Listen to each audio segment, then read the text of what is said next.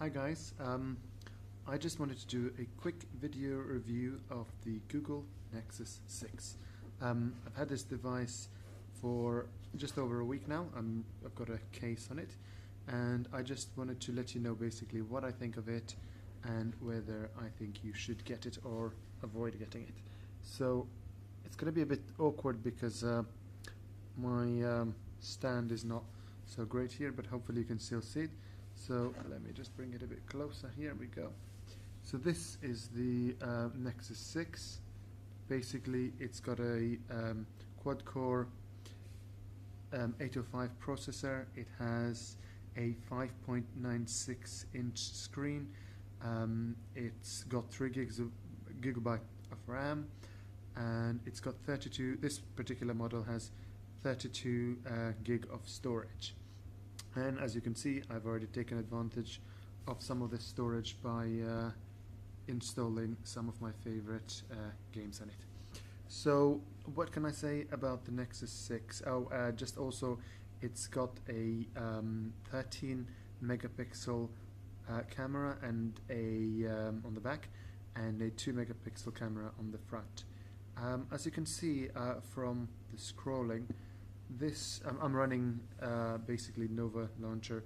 I love stock Android, but it is missing a couple of things. So, and I love scrolling, for example, vertical scrolling. So I like to tweak it a bit more. So that's why I've got the Nova launcher here. Basically, the device is super smooth and super fast. It just works brilliantly. It is by far the fastest Android device I have ever owned or operated.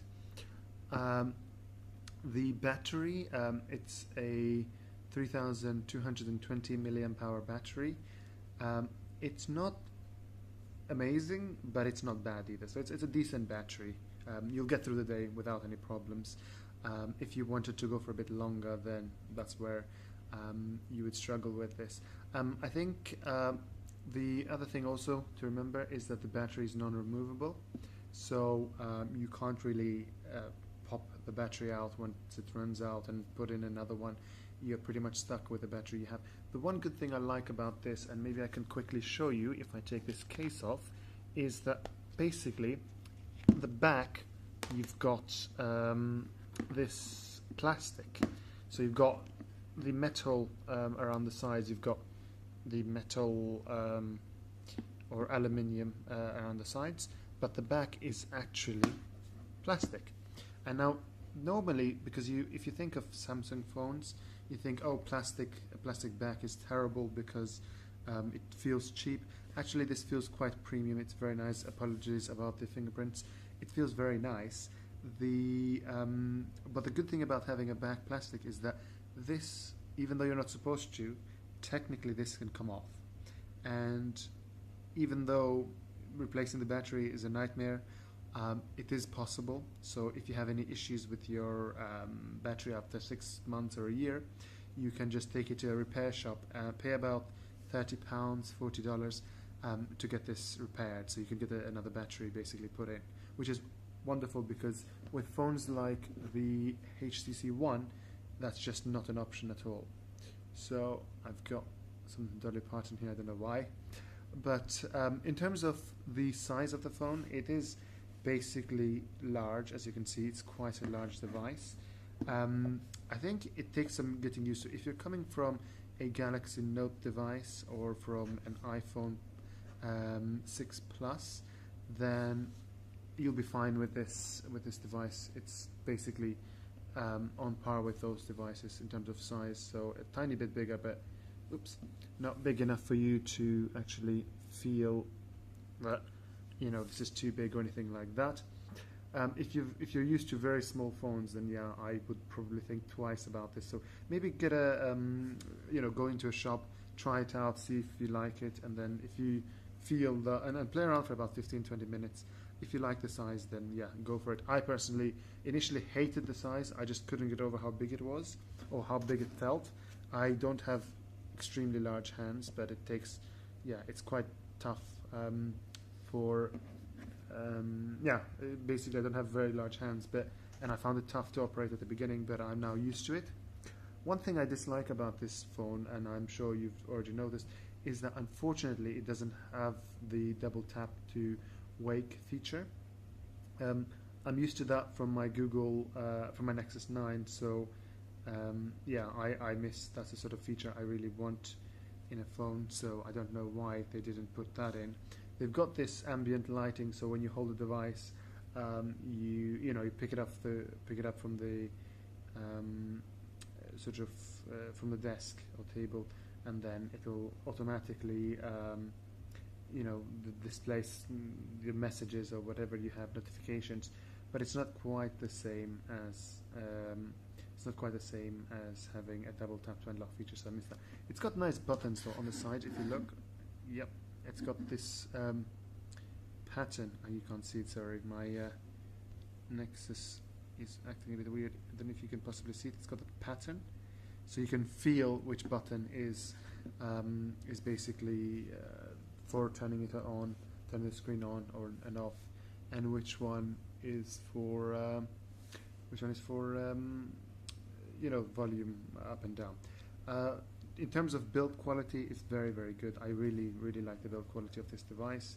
One thing I kind of feel a bit strange about when I talk about this device is that it basically doesn't come with some of the basic features. So at the moment I'm doing some studying and I'm doing basically a dissertation for my work, and I need to be able to, so I'm doing some research and basically doing some interviews, and I need to be able to record these interviews, and it doesn't actually come with a recorder app, which is just ridiculous because every other phone I've ever had has been able to record voice out of the box and or sound out of the box, and it's just this one doesn't. So I've installed an app called, let me see what it's called.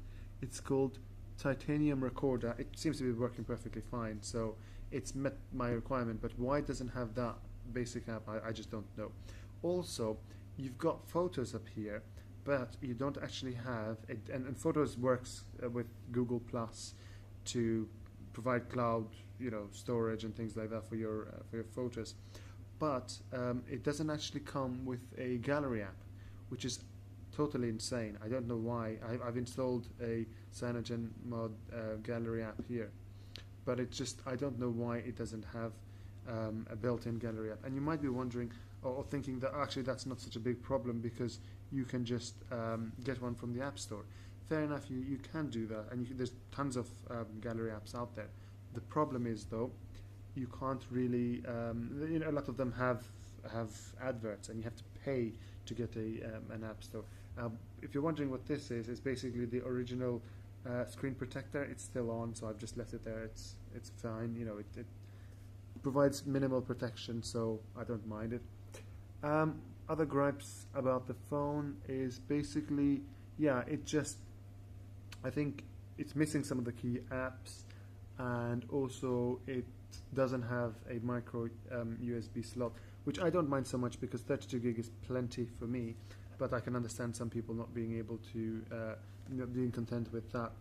So that's a few of the negative features of this device. If you were in the market of for a new phone, should you consider this? I think basically for me, it was a case of choosing this or the Galaxy Note 4. I went for this on the basis that I've already had, that my last two devices were Samsung phones, and I didn't want to repeat that because it just felt I had previously basically downloaded the update to the Android Lollipop on Galaxy S4, and to upgrade to Galaxy Note 4, it just felt like I'm getting a slightly bigger device, but it's pretty much exactly the same on the inside. Plus, I really wanted to try stock Android again. It just, with Lollipop, I think it's just so much nicer. So, I think if you're in, and I haven't mentioned, it's got front-facing speakers. So let's just try something fun.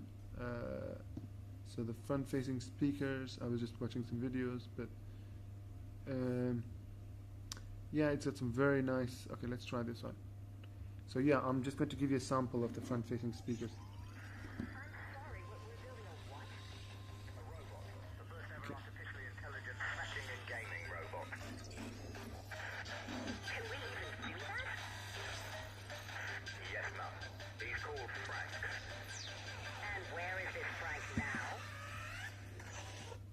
So that wasn't really a great example of the speakers, but it's got really amazing speakers, which are both located down here and up here at the front. So it means that you are able to get great sound out of this device. Really like the speakers. I think every phone manufacturer should put them at the front, not at the back, because the sound comes through the front, not through the back. So definitely liking that as a very nice feature. And also the screen is just so high resolution. It's QHD, or Quad HD rather than QHD. So it's got like 494 pixels per inch or something like that. It's ridiculously high screen resolution. So I would say that, yeah, if you're in the market for a large phone, and if you're coming from the iPhone 6 Plus or the Galaxy Note 3 or 4 or even 2, then definitely this will be a no-brainer for you, because it's a really nice device. If you're used to small phones, easily pocketable phones, then I would think twice about this, because it is a larger device. It's not a deal breaker, certainly, and I put this in my pocket, and my pockets are quite small, and my hands they look quite big here, but actually my hand is not that big, so I can handle this device, and I wouldn't. I'm now completely used to it, so I personally love it. But I can understand that some people want to be able to grip it more easily, and want to be able to pocket it very easily as well. So for those people, I would recommend something smaller. Motorola is doing a couple of other phones.